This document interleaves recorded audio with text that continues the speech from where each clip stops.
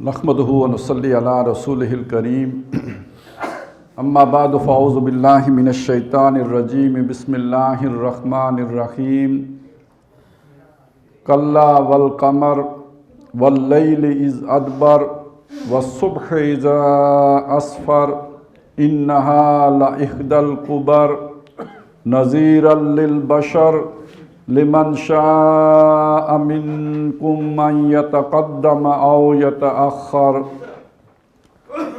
صدق اللہ العظیم رب اشرح لی صدری ویسر لی امری واحلل عقدۃ من لسانی یفقہوا قولی آمین یا رب العالمین۔ دوپہر میرا جو ایک خطاب ہوا ہے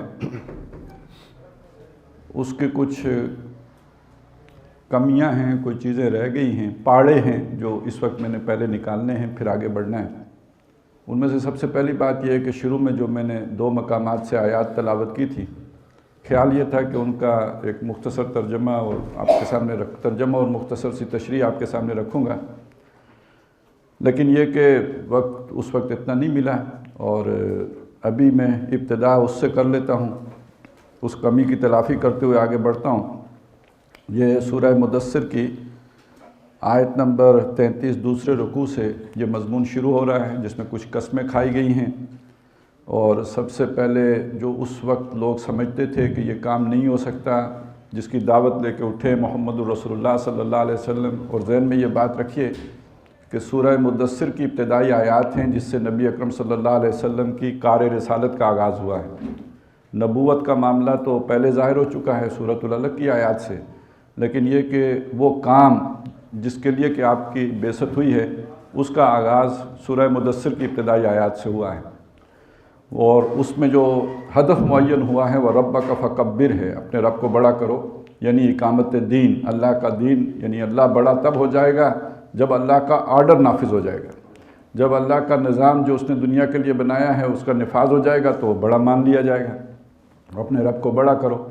اب مشرکین سمجھتے ہیں کہ یہ کام کیسے ہو سکتا ہے، اور اس کو آج کے اعتبار سے ہم اگر دیکھیں تو جب آج ہم بیٹھ کے یہ کہیں گے کہ خلافت قائم کرنے چلے ہیں، اللہ کا دین کا بول بالا کرنے چلے ہیں، جس میں ہم کہتے ہیں کہ دنیا اب ایک گلوبل ولیج میں بدل چکی ہے، اور اس گلوبل ولیج کا جو سب سے بڑا چودھری ہے اسے دین کا یہ تصور تو بالکل ہی گوارا نہیں ہے، اور آج کی جو ہماری حکومتیں ہیں، یعنی جو آج کے ابو طالب ہیں، وہ بھی اپنے شہریوں کا، اپنی برادری کا ساتھ دینے کے لیے تیار نہیں ہیں۔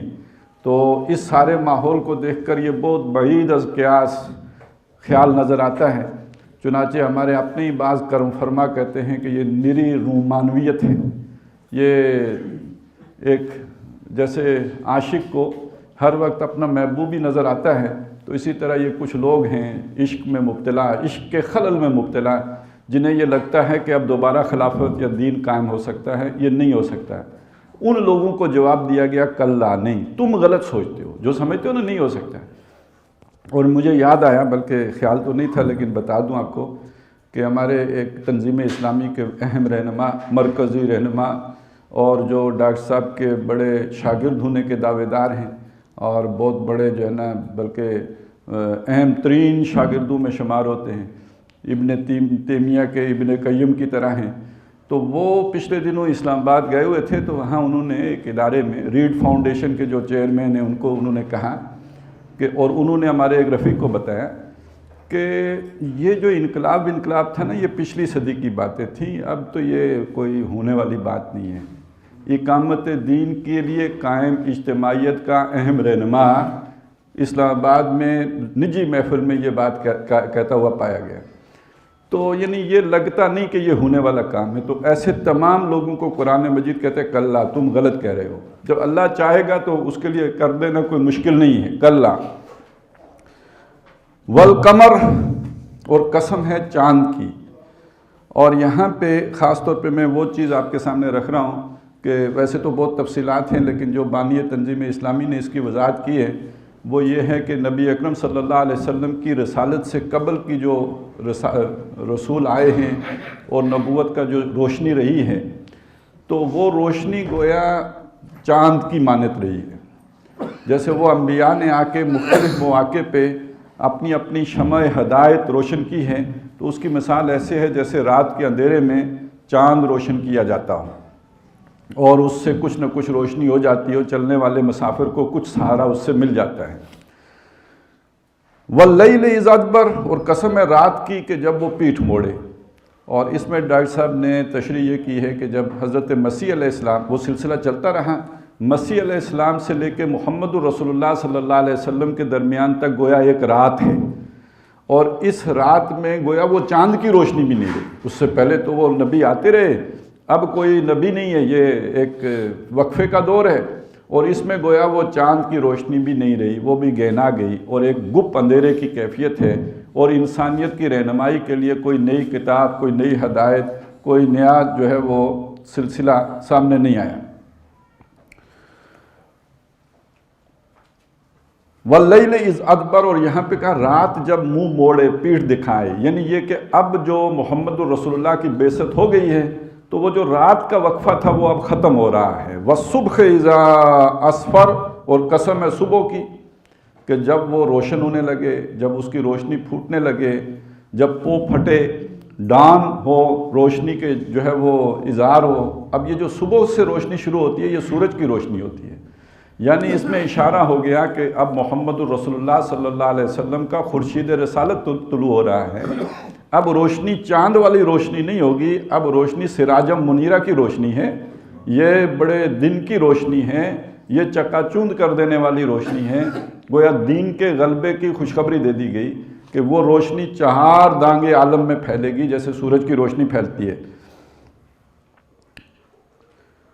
اِنَّهَا لَإِحْدَى الْكُبَرِ، اور یہ جو بات ہوگی، یہ جو واقعہ ہے، یہ بہت بڑی خبروں میں سے ایک ہے۔ ظاہر ہے نبیوں کی بعثت اپنی جگہ پہ بہت اہم واقعہ ہے، اور ان میں سے محمد الرسول اللہ صلی اللہ علیہ وسلم کی بعثت تو بہت بڑی خبر ہے۔ اِنَّهَا لَإِحْدَى الْكُبَرِ نَذِيرًا لِلْبَشَرِ، انسان کے لیے اس میں بڑی وارننگ ہے۔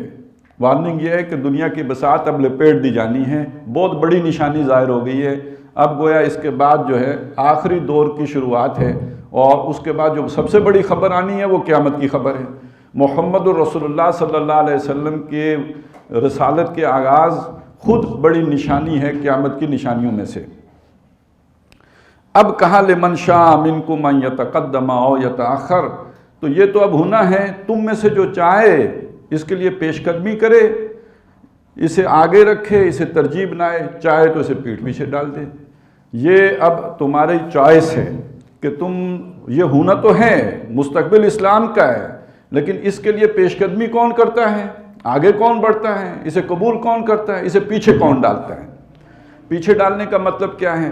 پیچھے ڈالنے ویسے تو بہت سے ہوں گے، میں ایک خاص معنی آپ کے سامنے رکھ رہا ہوں کہ ہم اپنے آگے اپنی دنیا رکھیں، اپنا کیریئر رکھیں، اپنی نوکری رکھیں، اپنے کاروبار رکھیں، کاروبار کے نقصان کا خطرہ رکھیں، ڈر رکھیں، اور دین کو دوسرے نمبر پر رکھیں۔ ادھر سے ٹائم بچ گیا تو باقی اگر کچھ ہوا ٹائم پھر دین کو دیں گے۔ اور ایک طریقہ یہ ہے دین کو مقدم کرنے کا، پہلا وقت دین کا ہے، اس سے جو بچ گیا وہ معاش کے لیے لگائیں گے۔ تو آخرت میں حساب اس بنیاد پہ لینا ہے کہ آپ نے مقدم کیا کیا تھا، مؤخر کیا کیا تھا، آپ کی پریورٹی نمبر 1 کیا تھی، پریورٹی نمبر 2 کیا تھی۔ اب ایک آدمی کا معاملہ یہ ہے، اس کا ان ترجیحات کے تعین میں تقدیم و تاخیر کا معاملہ یہ ہو کہ مقدم دنیا ہو اور مؤخر دین ہو۔ اب وہ شخص رات کو اٹھ کے تہجد بھی پڑھتا ہو، وہ جو ہے اور نفلی صدقہ خیرات بھی کرتا ہو، وہ اور جو ہے عمرے بھی کرتا ہو 900 چوہے کھا کے، لیکن یہ کہ وہ جو ہے ان کاموں میں اس نے ترجیح نہ دی ہوئی ہو دین کو، تو اب اس کا کیسے تزکیہ ہوگا، وہ کیسے پاک صاف ہوگا؟ تو اصل بنیادی تزکیے کی بات یہ ہے کہ آپ نے مقدم کیا کیا، مؤخر کیا کیا، آپ کی ترجیح نمبر 1 کیا ہے، آپ کی ترجیح نمبر 2 کیا ہے۔ نوکری جاتی ہے تو جائے، کاروبار ڈوبتا ہے تو ڈوبے، جو نقصان ہوتا ہے تو ہو۔ وَلَنَبْلُوَنَّكُمْ بِشَيْءٍ مِّنَ الْخَوْفِ وَالْجُوعِ وَنَقْصٍ مِّنَ الْأَمْوَالِ وَالْأَنفُسِ وَالثَّمَرَاتِ، اسی میں تو تمہاری آزمائش ہے، اسی میں تمہاری پرکھ ہے، اسی میں تمہارا امتحان ہے، اسی میں تمہاری جانچ ہے۔ یہ سارے نقصان گوارا کر کے بھی کون اس رستے پہ ثابت قدم رہتا ہے، اور اگر یہاں ناکام ہو گیا تو باقی ٹھیک ہے، باقی دھوکہ ہے، پھر وہ دھوکہ کھانے کے لیے فی قلوبہم مرض فزادہم اللہ مرضا، اور یہ اس لیے کہ وہ اللہ کو دھوکہ دے رہے تھے یہ تہجد پڑھ کے اور نفل پڑھ کے، اللہ نے انہیں اسی میں مبتلا کر دیا کہ وہ سمجھتے ہیں اس کے ذریعے سے نجات ہو جائے گی۔ نجات کے لیے تو یہ ہے وَالْعَصْرِ إِنَّ الْإِنسَانَ لَفِي خُسْرٍ إِلَّا الَّذِينَ آمَنُوا وَعَمِلُوا الصَّالِحَاتِ وَتَوَاصَوْا بِالْحَقِّ وَتَوَاصَوْا بِالصَّبْرِ۔ اب یہ تو ہو گیا حضور صلی اللہ علیہ وسلم کے دور کے حوالے سے۔ سورۃ الانشقاق میں قسمیں اسی طرح کھائی گئی ہیں، لیکن اس کا جو مقسم علیہ ہے وہ کوئی اور بیان کیا گیا ہے، اور ان کی بڑا گہرا ربط و تعلق ہے اس کے ساتھ اور اس احیائی عمل کے ساتھ۔ اب ذہن میں تازہ کر لیجئے کہ نبی اکرم صلی اللہ علیہ وسلم کے دور میں سورج اپنی آب و تاب کے ساتھ، سورج ہدایت کا سورج چمک اٹھا، دمک اٹھا، اور پوری دنیا میں بہرحال بول بالا اگر نہیں بھی ہوا تو ڈنکا تو بج گیا اور اس کی حقانیت تو واضح ہو گئی۔ لیکن پھر کیا ہوا؟ 30 سال تک تو وہ آب و تاب کے ساتھ چمکتا رہا، لیکن اس کے بعد آہستہ آہستہ اس کی روشنی مدھم پڑنی شروع ہوئی، اور پھر یہ کہ پستی کا کوئی حد سے گزرنا دیکھے کہ اسلام کا گر کرنا ابھرنا دیکھے کی صورت بن گئی۔ اور خاص طور پہ 1924 جب خلافت کا بھی خاتمہ ہو گیا، چاک کر دی ترک ناداں نے خلافت کی قبا، سادگی اپنوں کی دیکھ اوروں کی عیاری بھی دیکھ، یعنی وہ جو ایک رسمی سا ڈھانچہ تھا وہ بھی ختم ہو گیا۔ جان تو اس کی روح تو پہلے نکل چکی تھی، لیکن یہ کہ جو تھوڑی سی رسم باقی تھی وہ بھی ختم ہو گئی، تو گویا انتہا درجے کی پستی کا معاملہ ہو گیا۔ اب اس کیفیت کو ذہن میں رکھیں، اور جو میں نے پہلے گفتگو کی تھی جس میں ذکر آیا تھا کہ ہندوستان اور پھر باقی عرب دنیا میں بھی احیائی تحریکیں اٹھی ہیں جنہوں نے چاہا کہ اس اسلام کو اس کیفیت سے نکال کر دوبارہ جو ہے وہ روشنی اور اس کا بول بالا ہو جائے، یہ سارا منظر ذہن میں رکھیں۔ اس میں ان آیات کو پڑھتے ہیں، فرمایا فَلَا أُقْسِمُ بِالشَّفَقِ، تو نہیں۔ اب اس کا ایک مطلب یہ کہ اسلام کے اس عروج کے بعد جو سمجھتے ہیں زوال نہیں تو وہ غلط سمجھتے ہیں، ایسی بات نہیں، اور دوسرا مطلب یہ کہ اس زوال کے بعد کوئی عروج نہیں وہ بھی غلط سمجھتے ہیں، ایسی بات نہیں۔ اقسم بالشفق، میں قسم کھاتا ہوں، میں گواہ بناتا ہوں۔ شفق ہے، اب یہ جو شام کی جو بالکل سرخی سی ہوتی ہے، اور روشنی پوری تو نہیں ہوتی، سورج غروب ہو چکا ہوتا ہے اور اس کے ڈوبنے کے بعد جو سرخی باقی رہ جاتی ہے، تو گویا جو ابتدائی زوال ہوا ہے، سورج تو غروب ہو گیا، اور اس کے غروب ہونے کے بعد اس کی بس ایک دھیمی سی روشنی کچھ عرصے تک باقی رہی ہے، اور اس کے بعد کیا ہوا؟ وَاللَّيْلِ وَمَا وَسَقَ، اور قسم ہے رات کی کہ جب وہ ڈھانپ لے یا اپنے اندر سمیٹ لے سب کسی کو، یعنی ایک گپ اندھیرا، تاریکی، ظلمات، گمراہیاں، تو ہر طرف جو ہے ان کی جو گمراہیوں کا راج ہو گیا۔ یہ وہ دور ہے کہ جب اقوام غیر مسلط ہوئی ہیں مسلمانوں کے اوپر، اور وہ جو ایک قانونی جو اسلام تھا وہ بھی ختم ہوا، اور ہمارے ہاں قانون کی سطح پر بھی غیروں کے قانون کی حکمرانی اور غیروں کے قانون کا رواج اور دستور جو ہے وہ شروع ہو گیا۔ اور آج مسلمانوں کی مسلمان، اب یہ تو پرانی باتیں ہو گئی ہیں، فلانے فلانے ہوتے تھے، بریلوی ہوتے تھے، دیوبندی ہوتے تھے، اب مسلمان سیکولر ہوتے ہیں، لبرل ہوتے ہیں، اب مسلمان جو ہے وہ فنڈامنٹلسٹ ہوتے ہیں، ٹریڈیشنلسٹ ہوتے ہیں، نئی تقسیم وجود میں آئی ہے۔ اب مسلمان ایرانی ہوتے ہیں، افغانی ہوتے ہیں، پاکستانی ہوتے ہیں، سندھی ہوتے ہیں، پنجابی ہوتے ہیں، اور یہ کہ سب سے پہلے پاکستان ہوتا ہے، سب سے پہلے یمن ہوتا ہے، یعنی باقی ساری چیزیں پیچھے چلی گئی ہیں۔ یہ وہ اندھیارا ہے، یہ وہ شے ہے جسے حدیث میں کہا گیا تھا اذا رأیتم المعروف منکرا والمنکر معروفا، تمہیں نیکی برائی معلوم ہوگی اور برائی تمہیں نیکی معلوم ہوگی۔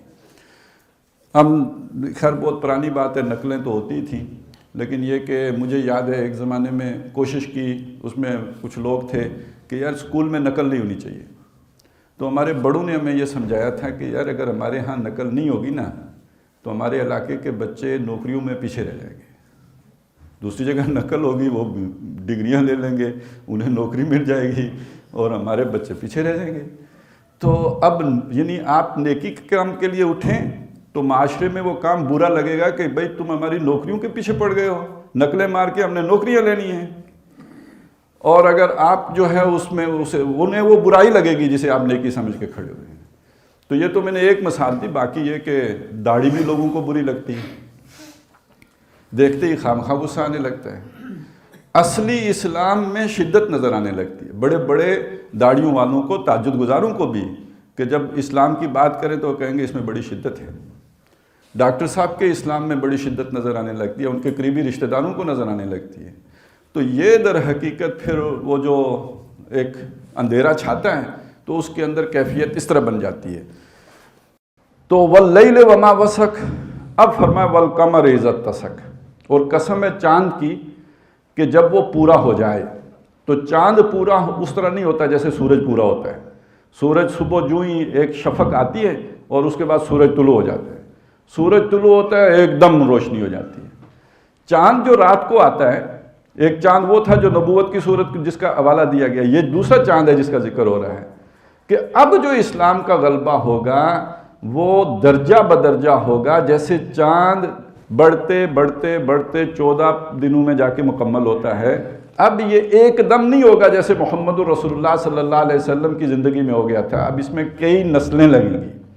اب یہ جو کئی نسلیں لگیں گی، اس کو اگر ہم اپنے دور کے اعتبار سے دیکھیں تو جیسے ڈاکٹر صاحب بیان کیا کرتے تھے کہ شاہ ولی اللہ کے دور سے انہوں نے ایک فکر دیا، پھر بہرحال اس کو جو زوردار انداز میں پیش کیا علامہ اقبال نے، تو علامہ اقبال سے اگر ہم شروع کریں تو یہ اب جا کے تو 1 صدی کا قصہ تو بن چکا ہوا ہے، اور اس میں اس کی تعمیل کے عرصے کو بھی سامنے رکھیں تو ابوالکلام آزاد 1912 میں حزب اللہ بنا رہے ہیں، آج ہم 2019 میں ہیں، تو یہ 1 صدی کا اب عرصہ گزرا ہے، اور اس میں کم از کم 3 نسلیں ہیں کہ جو بیت گئی ہیں، 4تھی نسل اب چل رہی ہے۔ تو یہ وہی درجہ بدرجہ، اور لتر کا بن طبق نن طبق، جیسے چاند آگے بڑھتا ہے اسی طرح لتر کا بن طبق نن طبق، ہم تمہیں اٹھائیں گے درجہ بدرجہ۔ یہ انقلاب آئے گا نسل بعد نسل، ایک نسل کے بعد دوسری نسل، تیسری نسل، چوتھی نسل کی محنت کے بعد۔ اور اس عرصے میں کیا ہوگا؟ کچھ لوگ ہیں وہ اٹھے، انہوں نے دعوت دی، انہوں نے اپنی زندگیاں لگائیں، کھپائیں، کیریئر لگائے، ترجیح اول بنایا، مقدم رکھا دین کو، اور اس کے بعد جیسے کہ ہوتا ہے انبیاء کی دعوتوں، انبیاء کے جو کام ہیں اس کے ساتھ بھی ہوتا رہا، تو عام انسانوں کے کاموں کا کیا کہنا؟ جو نبی آئے، جو رسول آئے، ان کے امتی حواری بھی ہوتے تھے، اصحابی بھی ہوتے تھے۔ حدیث میں آیا نا کہ کوئی نبی اللہ نے مبعوث نہیں کیا مگر الا کان لہ حواریون و اصحاب، حواری بھی ہوتے تھے، صحابی بھی ہوتے تھے۔ وہ جو حواری اور صحابی ہوتے تھے یاخذون بسنتہ و یقتدون بامرہ، وہ اس کی سنت کو مضبوط پکڑتے تھے، اس کے امر کی، اس کے حکم کی اقتداء اور پیروی کرتے تھے۔ ثم انہا تخلف من بعدہم خلوف، پھر اس نبی یا رسول کی اس امت، ایسے امتیوں کے مقابلے میں ایسے ناخلف آ جاتے تھے کہ جو یقولون ما لا یفعلون، جو کہتے تھے وہ کرتے نہیں تھے، جو نعرے لگاتے تھے اس پہ عمل نہیں کرتے تھے۔ اب ہمارے ہاں اقامت دین کا لفظ ہے، آپ کو معلوم ہے ہر کوئی اقامت دین کا لفظ استعمال کر دے گا۔ آپ کی اگر بحث کسی اصلاحی جماعت کے کسی کارکن کے ساتھ ہو تو وہ بھی کہے گا کہ ہم کام تو اقامت دین ہی کا کر رہے ہیں، کیونکہ اقامت دین بہرحال ایک ایسی شے ہے کہ جو موٹیویشن دیتی ہے۔ ایک سیاسی پارٹی کا کارکن بھی کہے گا کہ جی ہم دین کی اقامتی کا کام کر رہے ہیں۔ تو اب وہ نعرے لگانے سے تو نہیں، دیکھنا تو یہ ہے کہ اس رخ پہ چل بھی رہے ہیں یا نہیں۔ میں اب کہوں کہ جی میں کراچی جا رہا ہوں، جانا گاڑی اس میں بیٹھوں جو اسلام آباد جا رہی ہو، تو بے شک میں مالا جپتا رہوں تو کراچی جانا ہے، کراچی جانا ہے، وہ گاڑی تو مجھے کراچی لے کے نہیں جائے گی، تو دیکھا تو یہ بھی جائے گا کہ میں کس گاڑی پہ سوار ہوں۔ تو اب وہ نعرے لگانا ایک علیحدہ بات ہے۔ یقولون ما لا یفعلون، کہیں گے وہ جو کریں گے نہیں، وَيَفْعَلُونَ مَا لَا يُؤْمَرُونَ، اور کریں گے وہ جس کا انہیں حکم نہیں دیا گیا۔ تو پہلی نشانی یہ ظاہر ہوتی ہے۔ اچھا یہ کب ظاہر ہوتی ہے؟ کتنا عرصہ لگتا ہے یہ ناخلف لوگ پیدا ہونے میں؟ تو انبیاء کے ضمن میں، اور خاص طور پہ حضور صلی اللہ علیہ وسلم نے جو روشنی پھیلائی تھی سورج والی، اس کے چاند والی روشنی میں بدلنے میں کتنا عرصہ لگا؟ یہ خود اللہ کے نبی نے بیان کیا کہ یہ خیر القرون قرنی ثم الذین یلونہم ثم الذین یلونہم، 3 نسلیں، اور اس کے بعد گویا وہ چاند کی روشنی ہی کچھ ٹمٹماتی، کوئی شفق باقی رہ گئی، چاند کی روشنی بھی نہیں، شفق باقی رہ گئی، وہ اصل روشنی ختم ہو گئی، 3 نسلوں میں ختم ہو گئی۔ تو محمد الرسول اللہ صلی اللہ علیہ وسلم کی محنت کی باقی شفق ہی رہ گئی، اصلی روشنی اوجل ہو گئی. بدا الاسلام و غریباً فسیعود و کما بدا. تو باقیوں کے ساتھ تو ہمارا جو تجربہ ہے، ہماری تاریخ ہے، جو ہم نے دیکھا ہے، تو وہ تو یہ بتاتا ہے کہ یہ ایک ہی نسل میں بھی ہو گیا ہے. جنہوں نے وہ چاند چڑھانے کی کوشش کی ان کی اپنی زندگیوں میں ہو گیا. اس میں تو دیر لگی ہی نہیں. ثم انہا تخلف من بعدہم خلوف. ایسے قبضہ گروپ وجود میں آتے رہے جنہوں نے ان بانیان جماعت کی زندگیوں ہی میں ان کی جماعتوں کے اوپر قبضہ کر لیا اور انہیں وہ رخ دے دیا جو وہ چاہتے تھے. انہیں بے بس کر کے ان کو پابند کر کے رکھ دیا اور وہ کچھ کہنے جوگے بھی باقی نہیں رہے. تو اب ایک ایک کا نام لے کے گنتی کرنے کی ضرورت نہیں ہے. بہت سی باتیں وہ ہیں جو ڈاکٹر صاحب نے لکھ دی ہیں اور جو لوگ جاننے والے ہیں انہیں خود ڈاکٹر صاحب کا بھی پتہ ہے. تو یہ ثم انہا تخلف من بعدہم خلوف. اب بعد میں ایسے لوگ آ جاتے ہیں. اب اس میں جو اللہ تعالیٰ نے دنیا امتحان کے لیے بنائی ہے اس کو ذہن میں رکھیں. امتحان کیا کیا ہوتے ہیں؟ امتحان ایک یہ ہے جو سب سے بڑا ہے، جو حضرت ابراہیم علیہ السلام کے اسوہ سے ہمارے سامنے آتا ہے. آپ کی محبت کس کے ساتھ ہے؟ آپ کی محبت اللہ کے ساتھ ہے یا جو اللہ کی مخلوق ہے ان میں سے کسی کے ساتھ ہے؟ ابراہیم علیہ السلام کا پہلا امتحان جب انہیں سمجھ آئی اس کے بعد یہ ہوا، خاندان عزیز ہے یا اللہ؟ فیصلہ کرو، مقدم کیا ہے، مؤخر کیا ہے؟ دوسرا امتحان، جان عزیز ہے یا اللہ پیارا ہے؟ اس میں بھی سرخرو ہو گئے. تیسرا امتحان، وطن یا مشن؟ ہجرت کر کے نکل گئے. آخری امتحان، بیٹا یا اللہ؟ یہ چاروں امتحان محبت کے امتحان ہیں. اچھا، محبت وہ شے ہے جو کسی ناپ تول میں آتی نہیں، اور محبت وہ چیز ہے جو فقہ کی جو ہے پیمانوں سے ماورا ہے، جسے ہم کل دین سمجھتے ہیں. وہ ناپ ہی نہیں سکتی محبت کو، وہ اس کے دستور میں کہیں فٹ ہی نہیں ہوتی. یہ اس سے الگ تھلگ شے ہے. فقہ تو یہ ناپے گی کہ آپ نے نمازیں پوری پڑھی ہیں، صحیح پڑھی ہیں، تعدیل ارکان ہے نہیں ہے. اس کو تو وہ تو گنتی کی چیزیں دیکھے گی، ناپ تول کی چیزیں دیکھے گی. محبت، شوق، جذبہ، خشوع، خضوع، یہ چیزیں تو وہ ہیں ہی نہیں کہ جو تعلق مع اللہ جو فقہ کی گرفت میں آ سکیں. تو امتحان محبت کا ہے.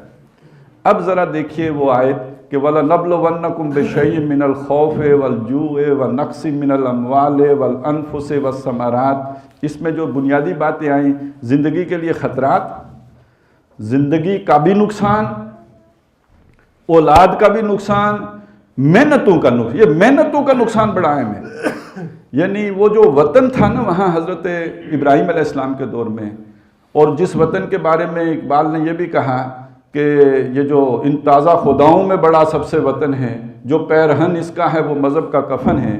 وہی اقبال ایک بات اور بھی کہتے ہیں، ایک اور الہ بھی ہے.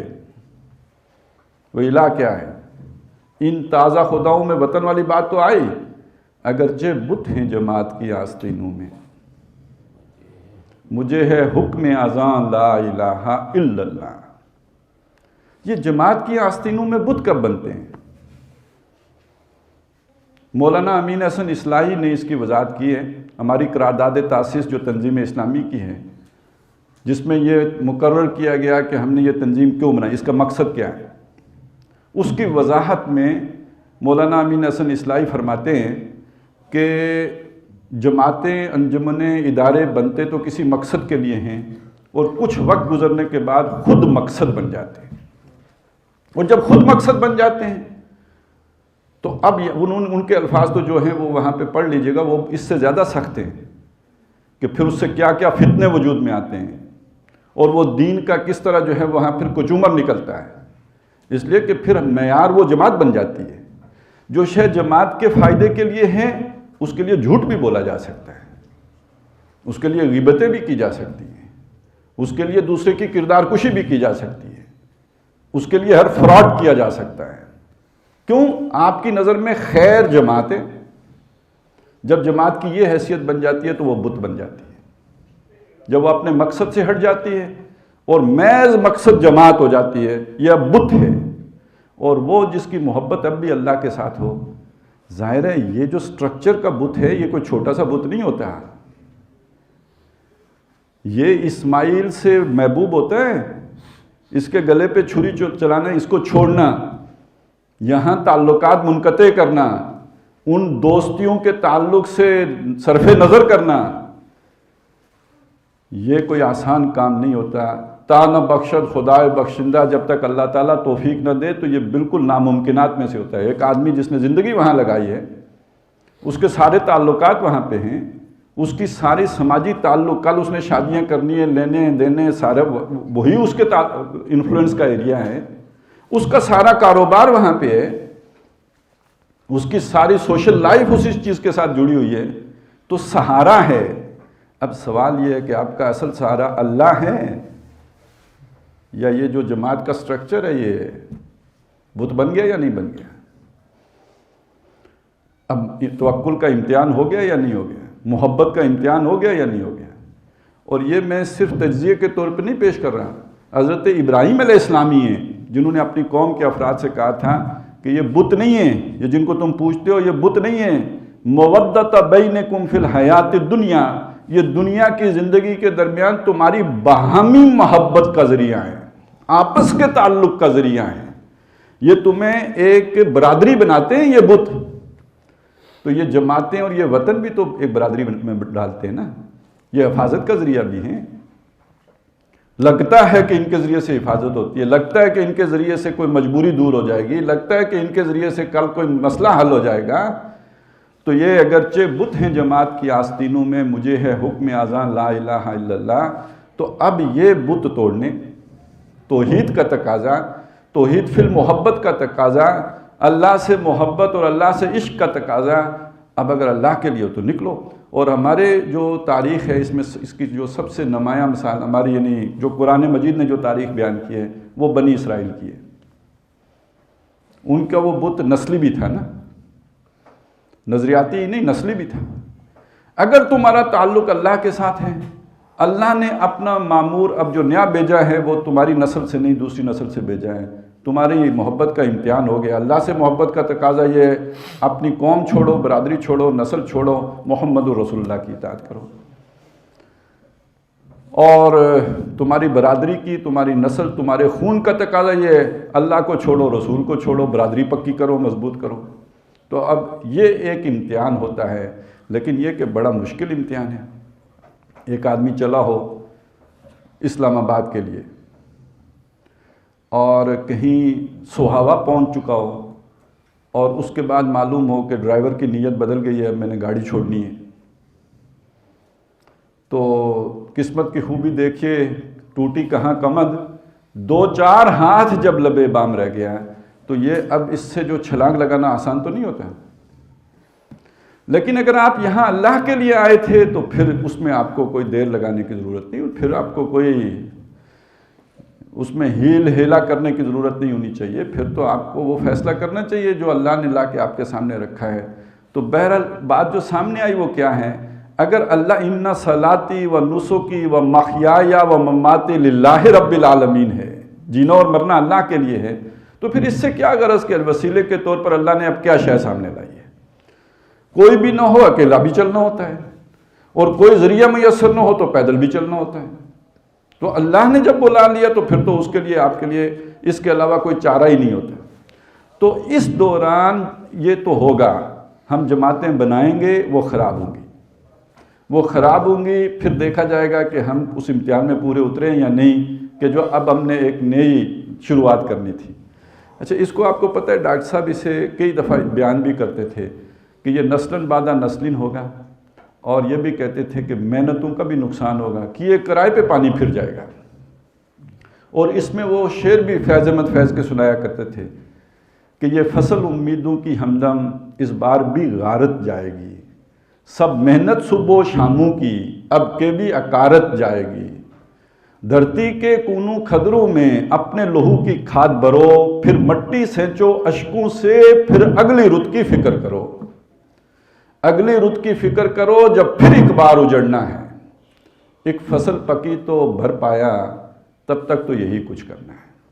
تو بہرحال کہنے کا مطلب یہ تھا کہ یہ تو ہونا ہے، اور اصل امتحان میں کامیاب سرخرو وہی ہوں گے جو اس غم سے بھی گزر جائیں۔ یہ جو ہے اپنے محبوب کو قربان کرنے، اللہ کی خاطر دنیا کے محبوب کو قربان کرنے کے لیے کمر ہمت کس لیں، اور اس یقین کے ساتھ۔ اب دیکھیے جب ایسا ہوتا ہے نا، جب کشتی ٹوٹتی ہے تو تختہ بندہ پکڑتا تو ہے اس امید پر کہ شاید کنارے لے جائے، لیکن کشتی کے مقابلے میں تختے کی حیثیت تو کوئی نہیں ہوتی۔ کشتی میں آپ زیادہ آرام دہ سفر کر رہے ہوتے ہیں، زیادہ محفوظ سفر کر رہے ہوتے ہیں، زیادہ تیز رفتار سفر کر رہے ہوتے ہیں، اچھی ویل ڈائریکٹڈ سفر کر رہے ہوتے ہیں۔ اس کے مقابلے میں تختہ آپ کے کنٹرول میں نہیں ہوتا ہے، آپ غیر محفوظ ہوتے ہیں، کسی بھی وقت ڈبکی بھی لگ سکتی ہے، چھینٹے تو ہر وقت پڑتے ہی رہتے ہیں، اور کوئی بھی لمحہ موت کا بھی ہو سکتا ہے، اور ہوتے آپ موجوں کے ریمبو کروں پہ یہ نہیں پتا کہ وہ لے کے آپ کو کدھر جائے گا، آپ کہیں اسے ڈائریکشن بھی نہیں دے سکتے۔ اس حد تک بے سر و سامانی کی کیفیت ہوتی ہے، لیکن کشتی کے تباہی کے بعد بندہ تختہ پکڑ تو لیتا ہی ہے۔ سمندر میں جانے سے بچنے کے لیے لوگ تنکے کا بھی سہارا لینے کو جو ہے وہ غنیمت جانتے ہیں، تو تختہ مل جائے تو بہت ہی غنیمت ہے، لیکن یہ کہ بہرحال سفر مخدوش ہو جاتا ہے۔ البتہ یہ کہ یہاں پھر سہارا تو چونکہ اللہ ہے، وہی برکت پیدا کرنے والا ہے، وہی اسے چڑھانے والا ہے، آگے لے کے جانے والا ہے۔ اس مایوسی کی کیفیت میں بھی یہ امید کہ بالآخر اسلام کا غلبہ ہونا ہے، نہ اوپر سے نظر آتا ہے، نہ دائیں سے، نہ بائیں سے، نہ نیچے سے، نہ آگے سے، نہ پیچھے سے۔ یہ ایمان بالغیب کا جیسے ہے، ایسے ہی یہ بھی ایمان کہ یہ کام ہونا ہے، لازمی ہونا ہے، یہ آدمی کو سہارا دیتا ہے۔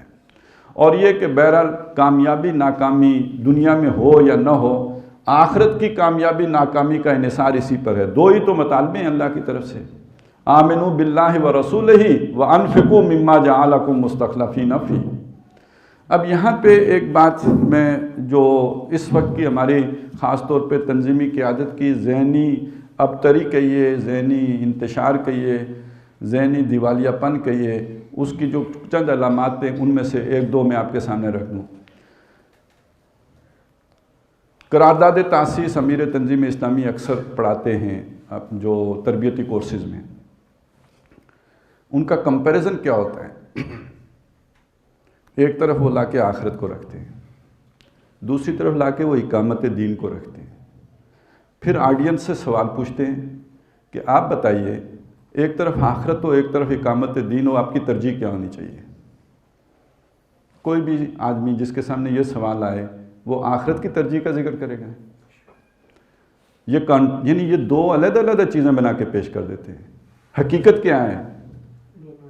دونوں ایک ہیں۔ آپ نے اگر آخرت بنانی ہے تو اقامت دین کی جدوجہد کرنی ہے۔ یہ بھی سمجھ لیں کہ یہ جو دو علیحدہ علیحدہ نصب العین ہیں، فرد کا نصب العین رضا الہی کا حصول، جماعت کا نصب العین اقامت دین۔ یہی ہے نا ہمارا دستور، کیا کہتا ہے؟ تنظیم کیوں بنائی ہے؟ اقامت دین کے لیے بنائی ہے۔ فرد کا نصب العین کیا ہے؟ رضا الہی کا حصول۔ ان دونوں کا یہ دو مختلف چیزیں ہیں، امیر صاحب کی نظر میں دو مختلف چیزیں ہیں، اور دو مختلف چیزیں ہیں تو ان کا انطباق کیسے ہوگا؟ یہ تو ایک ایسی شے، یعنی یہ تو پھر دو مختلف ازداد جمع کرنے والی بات ہے، بعد المشرقین کو جمع کرنے والی بات ہوگی۔ حقیقت کیا ہے؟ حقیقت یہ ہے کہ آپ کو اللہ کی رضا تب حاصل ہوگی جب آپ اللہ کے دین کے غلبے کی جدوجہد کریں گے۔ اتنی ساری تے گل سی، تو جیسے وہ فائن ٹیوننگ ہوتی ہے نا، ذرا آؤٹ ہو جائے تو ریڈیو اسٹیشن نہیں پکڑتا، اسی طرح آدمی کے ذہن کا توازن بھی بڑا نازک ہوتا ہے۔ ذرا سی چیز دائیں سے بائیں ہو گئی تو پوری انتشار ہی پھیل جائے گا، ذہن جو ہے یکسوئی کی کیفیت میں نہیں رہے گا۔ اب جو آدمی ذہنی یکسوئی جسے حاصل نہ ہو، فکری یکسوئی جسے حاصل نہ ہو، اپنے فکر پر پورا اسے یقین محکم نہ ہو، وہ کم از کم مجھے بتائیں رہنمائی کیسے فراہم کر سکتے ہیں؟ یہ ہے وہ کیفیت جسے قرآن مجید نے بیان کیا تھا، ان الذین اورثوا الکتاب من بعدہم لفی شک منہ مریب۔ بے شک وہ لوگ جو کتاب کے وارث بنائے گئے اس کے بعد، وہ خود اس کتاب کے بارے میں ایک ایسے شک میں پڑ گئے جو انہیں چین نہیں لینے دیتا۔ یہ جو انقلابی فکر ہے یہ اجنبی فکر ہے، یہ جو انقلابی فکر ہے یہ کوئی معروف فکر نہیں ہے۔ یہ جسے ہوتا ہے نا ایک جو چلا آ رہا ہوتا ہے آپ کے وراثت میں ملا ہوا ڈاگما، یہ اس طرح کی چیز نہیں ہے۔ اس کو کہیں سے سپورٹ نہیں ملی ہوتی، اسے دانتوں سے پکڑ کے رکھیں گے تو آپ کے پاس رہے گی، نہیں تو بھاگ جائے گی۔ جو اللہ کے نبی صلی اللہ علیہ وسلم نے قرآن کے بارے میں فرمایا، قرآن مست گھوڑا ہے، قابو کر کے رکھو گے قابو رہے گا، نہیں تو دوڑ جائے گا۔ انقلابی فکر بڑی مست فکر ہے، یہ ہر وقت مستحضر رہے گی تو آپ کو پوزیس کر کے رکھے گی۔ ذرا سا آپ نے اگر اس سے کوئی توجہ ہٹائی ہے، یہ آپ کے اندر سے نکل کر پھر روایتی فکری ڈیرے ڈال دے گی۔ اسے ڈاکٹر صاحب بیان کیا کرتے تھے کہ جتھے نہیں کھوتی اتھے آن کھلوتی۔ وہ کوئی مشکل ضرب المثل بیان کرتے تھے، مجھے وہ تو آتی نہیں، ایر پھیر کھوتی بوڑ ایٹ، کچھ اس طرح کہتے تھے۔ تو یہ مطلب یہ ہے کہ آپ ایک جیسے پانی کی ٹینڈنسی ہے نیچے بہنے کی، نشیب کی طرف بہنے کی، اسی طرح انسان کی ٹینڈنسی جو ہے آرام اور چین کی طرف ہے، وہ مذہب میں ملے گا۔ انقلابی سوچ تو تپتی راہیں ہیں، یہ تو تپتی راہیں پکاریں مجھ کو، دامن پکڑے چھاؤں گے نیری، تو وہ چھاؤں کی طرف جائے گا، تو وہ تو خود بخود ادھر جائے گا۔ تو جہاں شک پیدا ہو گیا، اور ایسا شک پیدا ہو گیا جو اس انقلابی سوچ کے ساتھ چین نہ لینے دیتا ہو، تو وہاں عمل کہاں سے آ جائے گا، تحریک کہاں سے آ جائے گی، حرکت کہاں سے آئے گی؟ وہاں تو جمود ہی آئے گا، اور انتشار آئے گا، اور انتشار ذہنی و فکری آئے گا، اور وہی انتشار ذہنی و فکری گروہوں میں اور لابیوں میں اور دھڑوں میں اور جو ہے مختلف جتھوں میں تبدیل کر دیتا ہے۔ افتراق کا سبب یہ بنتا ہے۔ تو بہرحال جب یہ کیفیت ہوتی ہے تو جو آٹے میں نمک کے درجے میں باقی رہ جاتے ہیں، جن کو اللہ تعالیٰ اگر یکسوئی دے تو انہیں حاصل رہے، تو بہرحال ان کے لیے پھر گٹر ٹوپ اندھیرے کی کیفیت پیدا ہو جاتی ہے۔ لیکن یہی تو ان کا امتحان ہے کہ اس سب پر بھی صبر کرتے یا نہیں کرتے، اور اگر کر لیں تو وبشر الصابرین، ایسے صبر کرنے والوں کے لیے خوشخبری ہے۔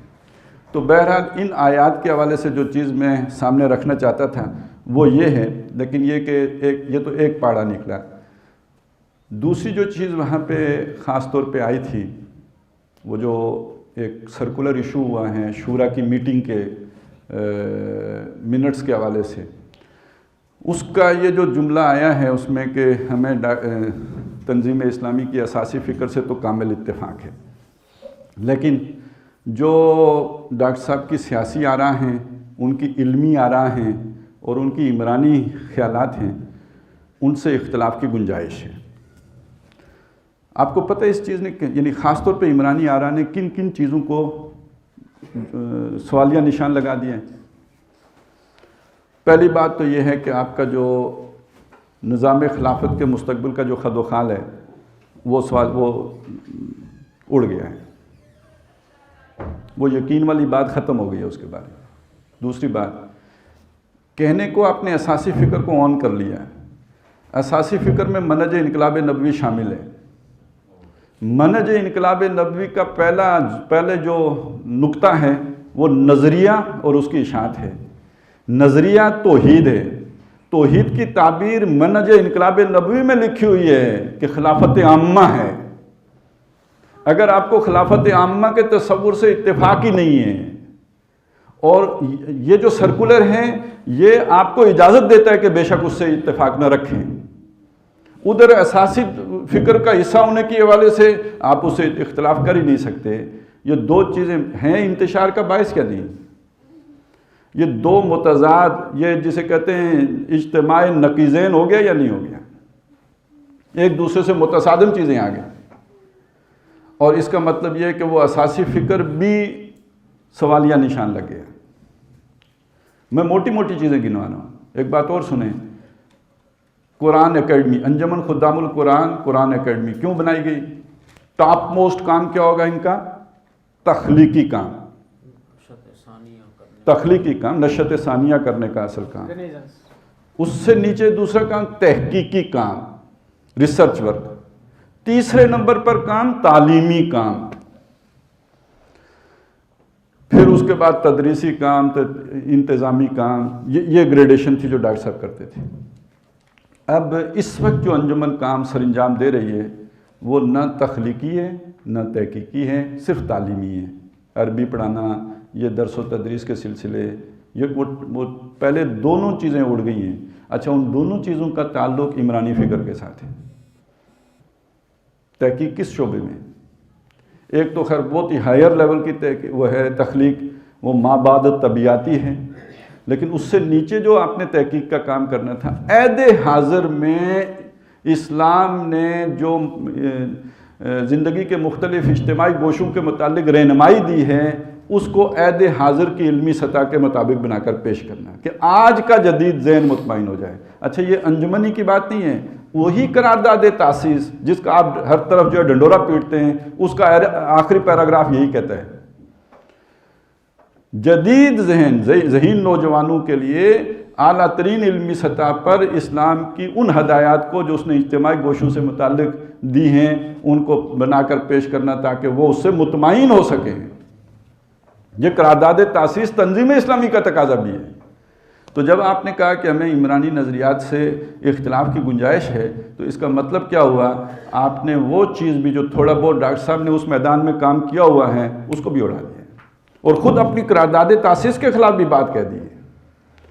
میں اس کو زیادہ ویسے تو مدون کر کے بھی انشاءاللہ اچھے، یہ تو کل مجھے ملا ہے اور آج ہی چند باتیں آپ کے سامنے رکھی ہیں، اس پر میں 1.5-2 گھنٹے انشاءاللہ تعالیٰ پوری تحقیق کر کے اس کا سارا صغرا کبرا جوڑ کے سامنے لاؤں گا۔ آج میں اس لیے کہہ رہا ہوں کہ شاید انہیں اپنی غلطی کا احساس ہو جائے اور اپنا یہ سرکولر واپس ہی لے لیں۔ مجھے ان کی جو ہے وہ پکڑ کر کے کوئی خوشی نہیں ہوتی، ہاں وہ اصلاح کر لیں تو زیادہ خوشی ہوگی، وہ واپس لے لیں تو زیادہ خوشی کی بات ہوگی۔ تو نہ لیا تو بہرحال ہمارے سامنے وہ چیز اب آ تو گئی ہے، کم از کم پہلی دفعہ کوئی شے لکھ کے تو دی ہے انہوں نے، اور میں نے جو کہا تھا وہ بلی باہر تو آئی کم از کم۔ تو پہلے چوہے چھپا کرتے تھے، اب بلیاں چھپتی ہیں، لیکن جب نکل ہی آئی تو اب اس کی گردن بھی پکڑنی ہے۔ تو یہ جو چیز تھی دوسری جو اس لیکچر کے حوالے سے باقی رہ گئی تھی۔ اب میرے پاس چند چیزیں اور لکھی ہوئی ہیں۔ یہ 2002 اکتوبر کا میثاق ہے جی، اس کی میں یہ تحریر، 2 تحریریں ہیں ڈاکٹر صاحب کی، یہ ایک میرے پاس ہے۔ جب ڈاکٹر صاحب نے امارت منتقل کی تھی تو تنظیم اسلامی کے بانی و مؤسس کا بحیثیت امیر تنظیم اسلامی ارکان مشاورت کے نام الوداعی پیغام ہے۔ یہ اس میں ڈاکٹر صاحب نے اپنی تنظیم کی 4 بنیادی اساسات بیان کی۔ 4 بنیادی اساسات بیان کرنے کے بعد انہوں نے ایک خاص چیز کی طرف توجہ دلائی اور اپنی ایک کوتاہی کی طرف توجہ دلائی جو بڑے تسلسل کے ساتھ ہوئی ہے۔ انہوں نے پھر کچھ چیزیں گنوائی ہیں کہ جو وہ کہتے تھے کہ میں نے اپنی زندگی میں غلط کام کیے ہیں۔ انہوں نے اسے یہ بھی کہا کہ یہ ہمارے ایک ساتھی نے مجھے توجہ دلائی تھی کہ ایکسٹرا کریکولم ایکٹیویٹیز ہیں یہ، یعنی ہمارا نصاب جو تھا، ہماری جو اساسات تھیں ان سے ہٹ کر کچھ کام ہم نے کیے۔ میں اس وقت وہ چیزیں آپ کے سامنے اس لیے رکھ رہا ہوں کہ ڈاکٹر صاحب یہ محسوس کرتے تھے کہ ان چیزوں نے ہمارے اندر، ہمارے رفقا میں انتشار ذہنی پیدا کیا ہے، ان کا نقصان ہوا ہے۔ اس کی وجہ سے وہ جو فوکس چاہیے تھا، ایک رفیق جس طرح فوکسڈ ہونا چاہیے، یکسو ہونا چاہیے، اس میں کمی آئی ہے۔ تو وہ چیزیں تو میں خاص طور پہ چاہتا ہوں کہ آپ کے سامنے گنوا دوں، زیادہ تفصیل میں نہیں، جو زیادہ پڑھوں گا بھی نہیں، موٹا موٹا گنوا دوں۔ جو لوگ تنظیم کے سینئر لوگ ہیں انہیں سب یہ معلوم ہو جائے گا۔ پہلا معاملہ جو وہ کہتے ہیں میں نے غلط کیا، وہ ضیاء الحق کی شورا میں شرکت کا تھا۔ یہ انہوں نے پتہ نہیں کتنی دفعہ یہ بات کہی ہے۔ دوسری بات جو وہ کہتے ہیں، جو میں کہتے ہیں غلط ہوئی مجھ سے، وہ متحدہ شریعت معاذ میں شرکت کی تھی۔ یہ شاید 1987 میں بنا تھا، وہ کوئی مولانا عبداللطیف صاحب اور ان لوگوں نے بنایا تھا۔ تیسری شے جو وہ کہتے ہیں ہم نے غلط کی، وہ تحریک خلافت کا شروع کرنا تھا۔ میں اس وقت اس کی تفصیل میں نہیں جاتا، لیکن یہ کہ چونکہ پہلے بھی ذکر ہوا ہے تو آج، یعنی یہ 1992 میں شروع کی گئی تھی، آج جو ہے 27 برس گزر گئے اس کو۔ اب آپ کو سمجھ آنی چاہیے، میں نے آپ کو بتایا تھا کہ وہ آدمی جو مشورہ دینے آیا تھا وہ امریکہ سے آیا تھا، امریکہ سے آئے تھے، راؤ امید علی نام تھا۔ اب یوں سمجھیے کہ 96 میں طالبان آئے اور آج جو داعش دنیا میں خلافت کی علمبردار، اور 94 میں، 92 میں ہم نے 94 میں حزب التحریر پاکستان آئی ہے، جس کا مطلب کیا ہے کہ امریکہ نے جو یلغار عالم اسلام پر کرنی تھی، اس کے لیے ضروری یہ تھا کہ عالم اسلام میں سے کوئی بہانہ بھی تو بنے نا۔ اس کے لیے نظر انتخاب سب سے پہلے تنظیم اسلامی پر پڑی تھی۔ تو بعض اوقات آدمی کی سستی بھی فائدہ مند ہوتی ہے، جمود بھی کام آ جاتے ہیں، وگرنہ ہم بھی اتنے ایکٹیو ہوتے تو وہ کام جو افغانستان کے ساتھ ہوا یا کسی اور کے ساتھ ہوا وہ پاکستان کے ساتھ بھی ہوتا ہے۔ تو یہ خود وہ دانہ تھا جو ڈالا گیا تھا وہاں سے۔ اور جب یہ راؤ امید علی صاحب آئے تھے، انہوں نے شورا میں بات رکھی تھی، تو ہمارے ایک شورا کے رکن نے کھڑے ہو کے کہا تھا کہ ہمارے پاس اس بات کا کیا ثبوت ہے کہ خود آپ ان کے بھیجے ہوئے نہیں ہو. تو ڈاکٹر صاحب نے بہرحال، ڈاکٹر صاحب کی یہ تو عظمت ہے نا کہ جو غلطی ہوئی اسے مان تو لیا. چوتھی بات جو انہوں نے کہی تھی وہ یہ تھی کہ چوتھا مرحلہ تکمیل دستور خلافت کی مہم کا ہے. جو جب نواز شریف صاحب کی حکومت قائم ہوئی تھی تو اس پہ انہوں نے ایک دستور مہم چلائی تھی. پانچویں بات، ہم نے ایک متحدہ اسلامی انقلابی محاذ کا ڈول ڈالا. وہ جو مولانا اکرم عوان صاحب بھی تھے اور تحریک اسلامی بھی تھی اور تنظیم اسلامی، 3 جماعتوں نے یہ محاذ بنایا تھا. چھٹی بات، سود کے ضمن میں مطالباتی مہم میں بھی ہم نے حصہ لیا. اس معاملے میں بھی وفاقی شرعی عدالت کے تاریخ ساز فیصلے کے بعد عدالتی ذریعے سے، یعنی یہ بھی ہم نے جو ساری محنت کی یہ بھی ٹھیک ہمارے اپنے طے شدہ طریقے سے ہٹ کر تھی، اس منہج سے ہٹ کر تھی. 7ویں چیز کہتے ہیں یہ 6 چیزیں تو پاکستان سے اندر کی تھیں، 7ویں جو تھی وہ ایک خارجی معاملہ درپیش ہوا اور وہ افغانستان کے طالبان کا امکانی حد تک ہم نے ان کا ساتھ دیا. یہ صورتحال ہماری اختیار کردہ نہیں تھی. یہ میں ذرا آپ کو اس لیے سنا رہا ہوں کہ یہ میرے سامنے رفقا کے سامنے امیر تنظیم اسلامی نے بڑا چیلنج کیا کہ بانی تنظیم نے کبھی بھی طالبان سے جو ہے وہ منہ نہیں موڑا اور ان سے اعلان لا تعلقی نہیں کیا. تو یہ سن لیں، جب طالبان کی حکومت بنی تو شروع میں ہم نے اس کا نوٹس نہیں لیا. اس کے بعد ہم نے رفتہ جب یہ دیکھا کہ انہوں نے کچھ اسلامی احکام بھی نافذ کیے ہیں تو ہم ان کی تائید میں آئے اور امکانی حد تک بھرپور انداز میں ان کے ساتھ چلے اور ان کی معاونت کی، اخلاقی طور پر بھی اور مالی طور پر بھی. لیکن جب یہ معلوم ہوا کہ داخلی یا خارجی اسباب سے اس کے راستے بند ہو چکے ہیں اور جو توقعات ہم نے وابستہ کی تھیں ان کے پورا ہونے کا بھی وقت نہیں آیا، تو ہم وہاں سے بھی واپس ہوئے اور اصل طریقہ کار یعنی منہج انقلاب نبوی پر ہم نے یکسو ہونے کا فیصلہ کیا. واپس ہوئے، ہم نے یو ٹرن لیا اور اس پورے عمل کو انہوں نے کہا یہ ہم نے اپنے نصاب کے طے شدہ طریقے سے ہٹ کر کیا. 8 7 چیزیں یہ گنی. ہاں، یہ 7 گننے کے بعد کہا البتہ اب یہ سنیے، اب تنظیم کی قیادت چھوڑتے ہوئے میری سب سے پہلی سب سے بڑی، سب سے محکم، سب سے مؤکد وصیت یہ ہے کہ تنظیم اپنا پورا زور ان محکمات اربعہ پر مرکوز کرے اور آئندہ ان سائیڈ لینز کے اندر کسی معمولی ٹیمپٹیشن سے تو داخل ہی نہ ہو، اس لیے کہ اب ثابت ہو گیا ہے کہ سافٹ ریولوشن یعنی نرم انقلاب نام کی کسی شے کا یہاں قطعاً کوئی امکان نہیں ہے. تو بلکہ یہ جملہ بھی اچھا ہے، آپ سنی لیں، خوش ہوں گے کہ جیسا کہ سود کے معاملے میں تجربہ ہوا کہ 30 سال کی جو محنت تھی وہ ایک دن میں ختم کر دی گئی. اس لیے یہ ہے وہ جملہ، اس لیے کہ پاور جس کے پاس ہے، جج اس کی جیب میں ہے. جج تو یہ ڈاکٹر صاحب یہاں وصیت کیا کر رہے ہیں کہ سائیڈ لینڈ ٹیمپٹیشنز میں بالکل نہیں پڑنا، ان محکمات اربعہ پہ اپنی توجہ فوکس رکھنا ہے. اب اس کے بعد جس شے سے ہم نے فوکس بالکل ڈی فوکس کیا وہ وہی محکمات ہیں. اس پورے 15-16 سالوں میں اقامت دین کی فرضیت پہ کتنا زور دیا گیا؟ ان پورے 15-16-17 سالوں میں، ایک سیکنڈ، منہج انقلابی نبوی کی اہمیت کتنی کچھ بیان کی گئی،